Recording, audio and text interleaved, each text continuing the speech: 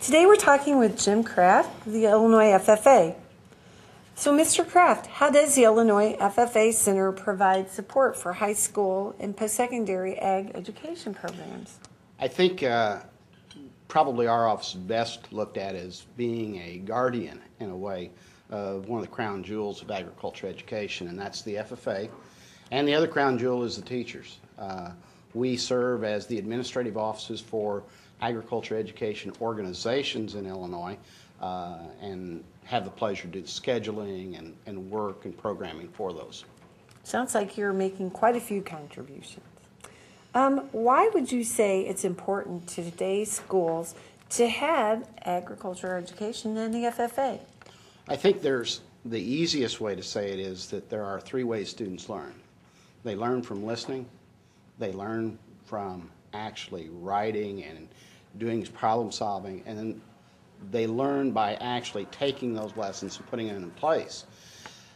FFA and their SAE, Student Supervised Ag Experience programs, along with a strong classroom instruction, provides those three components that touches all styles of student learning. So by doing that, we have a virtual assurance that students are going to learn in one of those capacities. What were some of the barriers that you say might exist to increasing membership in the Illinois FFA?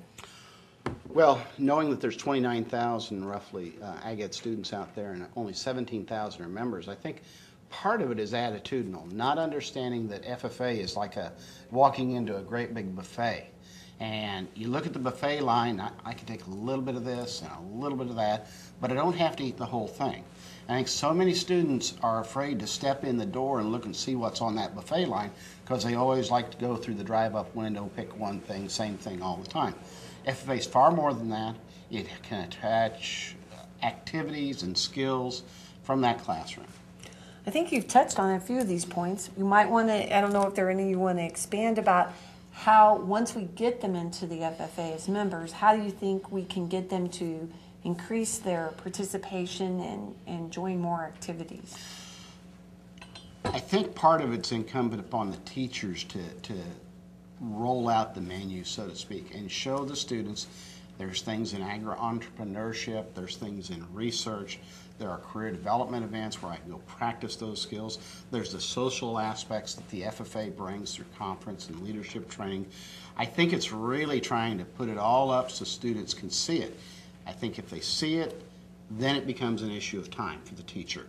And our good volunteers, the alumni, and community support, and other resource people can help us solve that problem as we move through. Well, thanks. It sounds like there's quite a few things that they could be involved with. What are some of the new programs and opportunities that reflect the changing face of agriculture and agriculture education?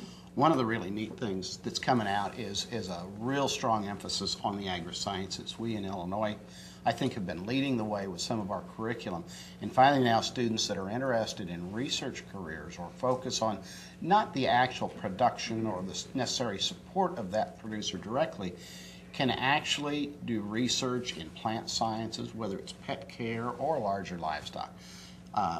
You can work in animal systems, plant systems, mechanical. I think research in all those areas are going to be raised to the level of some of our, quote, award programs that we've had in existence for years in the proficiency areas. That's a great advance.